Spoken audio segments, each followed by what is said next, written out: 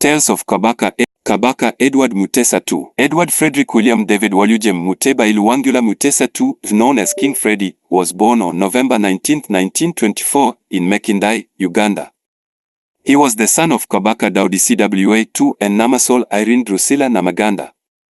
Muteesaii was crowned the 35th Kabaka of Buganda on his 18th birthday, November 19, 1942, following the death of his father. Muteesa's reign began during British colonial rule, then he quickly became a symbol of Buganda's rich cultural heritage and autonomy. His early years as Kabaka were marked by efforts to preserve Buganda's traditional autonomy against the backdrop of increasing British influence in East Africa. In 1953, Muteesaii attempted to secede Buganda from the proposed British colonial federation in East Africa to retain the kingdom's independence. This bold move led to his deposition and exile by the British colonial governor, Andrew Cohen.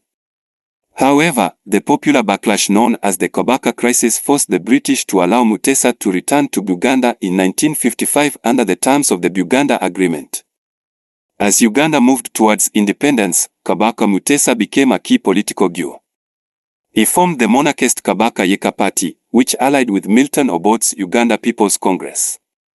This coalition led to Muteesaii being named the RST President of Uganda in 1963, a largely ceremonial role with Obote as Prime Minister. However, the alliance between Muteesaii and Obote was fraught with tension. Muteesa's RM stance on Buganda's autonomy clashed with Obote's vision of a uni-ed Uganda. This con-ICT culminated in the 1966 crisis, where Obote ordered a military assault on Muteesa's palace, forcing the Kabaka to flee into exile in London. Exile was a harsh and lonely experience for Kabaka Muteesaii. Stripped of his kingdom and living in a small hut in Bermondsey, London, he faced non-judicial ties and isolation. The once revered Kabaka, who had lived in a palace with numerous bungalows and an unlimited stipend, now relied on the generosity of friends to survive. Muteesa's life in exile was marked by betrayal and neglect. He was abandoned by many of his former allies and faced constant threats from Obote's government. The British government, which had once been his ally, also turned a blind eye to his plight. These hardships drove Muteesaii into alcoholism, a tragic escape from his grim reality. On November 21, 1969, just hours after celebrating his 45th birthday, Muteesaii was found dead in his hut. His bodyguard, Captain Jihosh Kotenda, discovered him lifeless, a tragic end to a life once led with promise and power. The wholesale cause of death was acute alcohol poisoning, as determined by Dr. Arthur Gordon Davies, who conducted the post-mortem on behalf of the British government. However, many believe that Muteesaii was assassinated. It is alleged that a beautiful Maganda girl, recruited by Obote's regime, befriended Muteesaii and poisoned him through alcohol.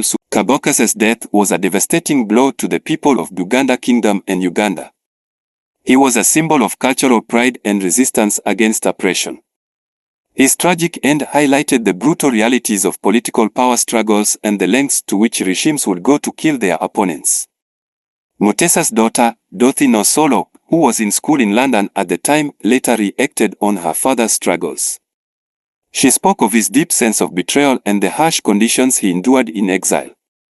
Despite the hardships, Muteesaii remained a dignified doer, holding onto his cultural identity and pride until the very end. The story of Kabaka Edward Muteesaii II is a poignant reminder of the complexities of political power and the human cost of political connects. His life, marked by triumphs and tragedies, continues to inspire and resonate with many. Muteesa's legacy lives on in the hearts of the people of Buganda and Uganda, a testament to his enduring spirit and the rich cultural heritage he fought to preserve.